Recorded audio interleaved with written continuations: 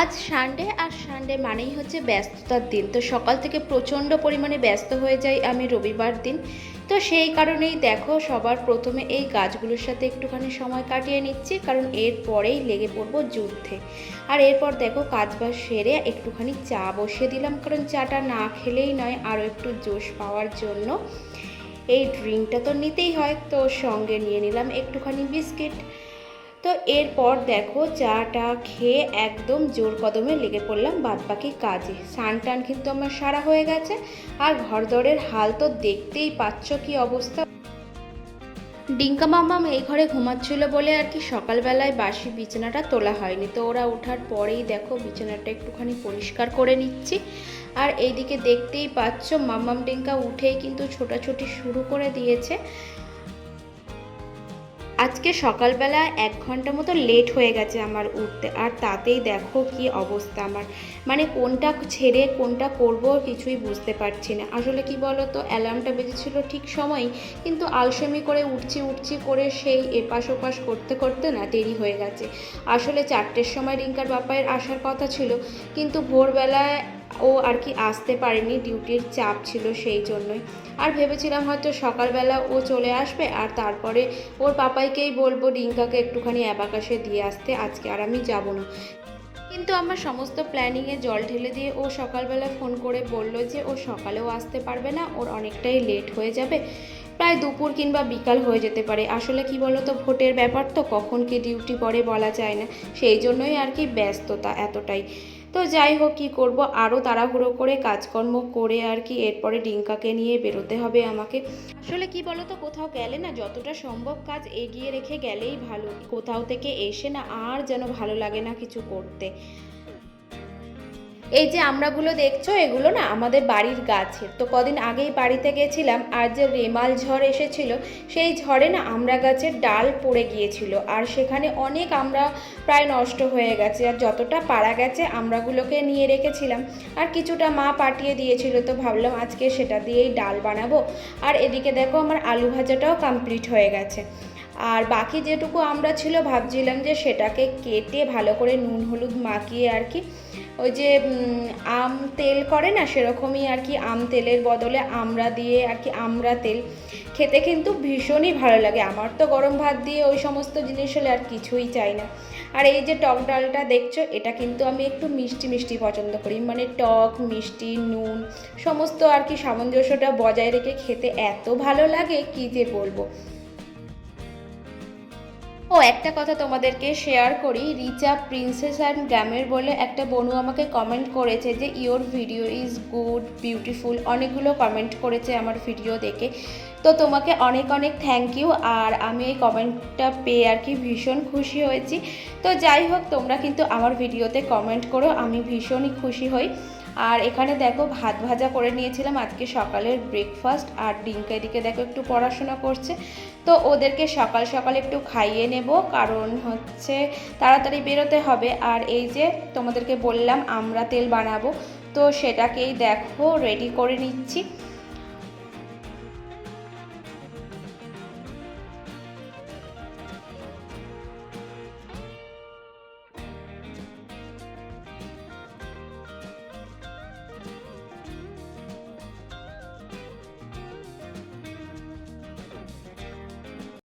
Hello friend, good morning. আমি Sangeeta blog with the চ্যানেলের নতুন একটি ব্লগে তোমাদেরকে অনেক অনেক স্বাগত। কেমন আছো তোমরা? আশা করছি অনেক অনেক ভালো আছো। আমিও খুব ভালো আছি। আর আজকে হচ্ছে সানডে, তো আজকে সবাই রিল্যাক্সের দিন হলেও আমি প্রচণ্ড পরিমাণে বিজি, কারণ ডিঙ্কাকে নিয়ে এখন আমাকে বেরোতে হবে অ্যাবাকাশে। আর এখন ঘড়ির কাঁটায় বাজে হচ্ছে প্রায় 9টা। তো এখন থেকেই তোমাদেরকে সঙ্গে নিয়ে আজকের ব্লগটা আমি স্টার্ট করছি। তো সকাল সকাল অর্ধেকটা রান্নাবান্না কমপ্লিট করলাম, কাজবাজ করলাম। তো কাজবাজ সেরকমভাবে তোমাদেরকে দেখাতে পারিনি আজকে। তো যাই হোক, বাকি রান্নাটা এসে আবার করব। ওর পাপায়ের আসার কথা ছিল, কিন্তু বিশেষ কারণে আজকেও আসতে পারলো না, হয়তো বা বিকাল হয়ে যাবে আস্তে আস্তে। তো এখন যাব হচ্ছে রিঙ্কাকে নিয়ে অ্যাবাকাশে, তারপরে এসে আবার তোমাদের সাথে দেখা হচ্ছে। তাহলে চলো, ততক্ষণ পর্যন্ত সঙ্গে থেকো। আর আজকে বেরানোর সময় ডিঙ্কা এত দুষ্টুমি করছিল যে কি বলবো, আমি খুব রেগে গেছিলাম। আর মাম্মাম দেখো কাজ যে ওকে টানতে টানতে নিয়ে যাচ্ছি, আর ডিঙ্কা দেখো পিছন থেকে অলরেডি ছুটছে। দেখো অ্যাবাকাস থেকে ফিরে আসলাম, আর এই যে প্রচণ্ড টায়ার্ড হয়ে গেছি, বাইরে প্রচণ্ড রোদ, আর এই যে দেখতেই পাচ্ছ এসে দুষ্টুমি শুরু করে দিয়েছে।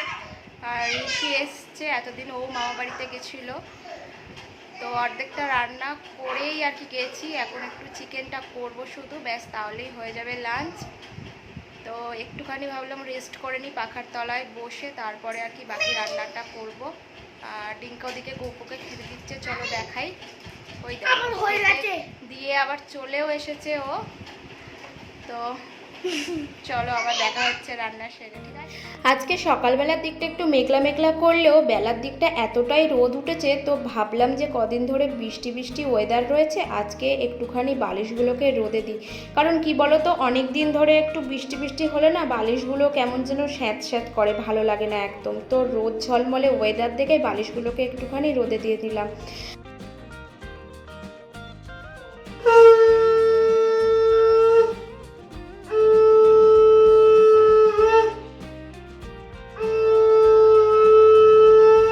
আর এদিকে দেখো ডিঙ্কার পাপায়ের স্নান সেরে পুজো দেওয়া কমপ্লিট হয়ে গেল।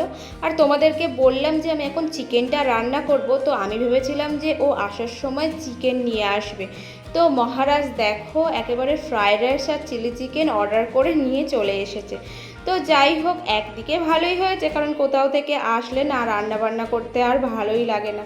তবে কি বলো তো, কিছুটা রান্না করে গেছিলাম, সেইগুলো আর কি বেঁচে গেল। যাই হোক, সেগুলো ফ্রিজে আর কি রেখে দিলাম, রাত্রে হয়ে যাবে। হ্যালো ফ্রেন্ড, গুড আফটারনুন সবাইকে। আজকে বিকালবেলা ডিঙ্কার ক্যারাটে নেই, একটা বিশেষ কারণের জন্য ছুটি দিয়েছে। তো দেখো রেডি হয়েছি, আর বাইরে কি সুন্দর হাওয়া দিচ্ছে, একটুখানি বসে বসে সেটাই উপভোগ করব। আর তারপর কিছু টুকিটাকি কেনাকাটার আছে, তো সেই জন্য মলে যাব। আর এখন বসে বসে একটু রিলস বানাবো। তো চলো তারপরে দেখা হচ্ছে তোমাদের সঙ্গে।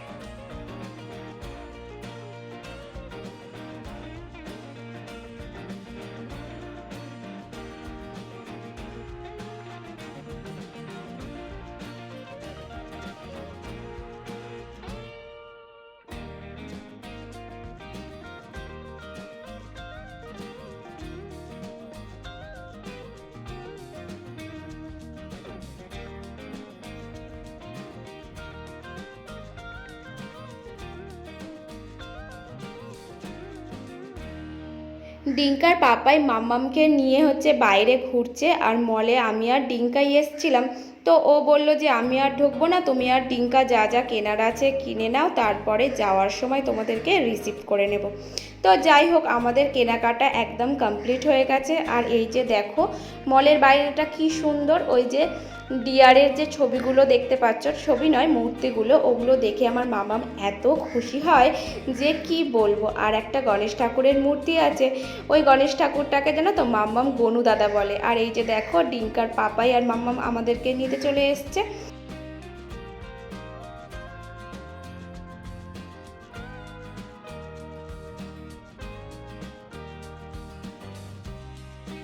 তো এরপর দেখো বাড়িতে ফিরে আসলাম, আর এরপরে হচ্ছে রাতের রান্নাটা তো সারতে হবে।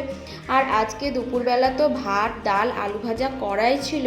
আর দুপুরবেলা যেহেতু বাইরের খাবার দিয়ে আজকে লাঞ্চটা হয়ে গেছিলো, তো ভাবলাম যে ফ্রিজে একটুখানি পনির রয়েছে, তো পনিরটা এখন করে নিই। আর কি বলো তো, ভাতটা না এত কেমন যেন শক্ত শক্ত হয়ে গেছিলো আর কি ফ্রিজে রাখার পর, সেই জন্য আর কি ভাবলাম যে ভাতটাকে বের করে জল দিয়ে ফুটিয়ে আরেকবার ফ্যান ঝরিয়ে নিই। তো একদম ভাতটা একদম নতুন ভাতের মতন হয়ে গেছিলো। আর এই যে পনির, তো এটা দিয়েই কিন্তু আজকে ডিনারটা কমপ্লিট হয়ে গেছে। তো চলো এবার তোমাদেরকে দেখাই যে মল থেকে আজকে আমরা কি কি কিনলাম। ডিঙ্কার সঙ্গে গেছে মানে তো ডিঙ্কার পছন্দের কিছু একটা কিনতেই হবে। আর এখানে দেখো এই যে কিছু বিস্কিট কিনেছি। তো আজকে কিছু ভ্যারাইটি বিস্কিটই কিনেছি সত্যি কথা বলতে, কারণ নানান রকমের বিস্কিট কিনে রাখলে আর কি মাম্মাম ডিঙ্কারও ভালো লাগে, সঙ্গে আমারও মন্দ লাগে না, মানে স্বীকার করতে লজ্জা নেই। যাই হোক, আমি একটু টুকটাক এসব খেতে বেশ ভালোই লাগে। আর এই যে লিটিল হার্টটা দেখছো না, এটা খেতে যে আমার কি ভালো লাগে, মানে বাচ্চাদের মতন আর কি, ওদের সাথে আমিও খেতে লেগে যাই। তো যাই হোক, কি আর বলবো তোমাদের।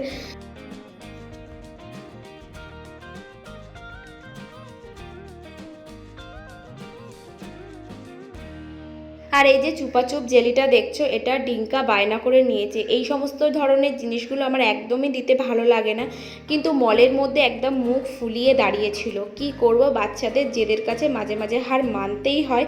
তো যাই হোক, অনেকটাই রাত হয়ে গেছে, আমাদের খাওয়া দাওয়া কমপ্লিট। আর কি কি কিনলাম তোমাদেরকে তো দেখিয়েই দিলাম। এবার ডিঙ্কা মাম্মামকে ঘুম পাড়াবো।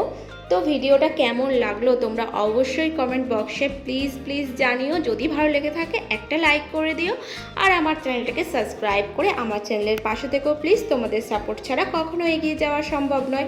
তো আমার মাম্মামও কিন্তু দেখো তোমাদেরকে বলছে সাবস্ক্রাইব করে দিও। তাহলে এই পর্যন্তই, টাটা, সবাই ভালো থেকো।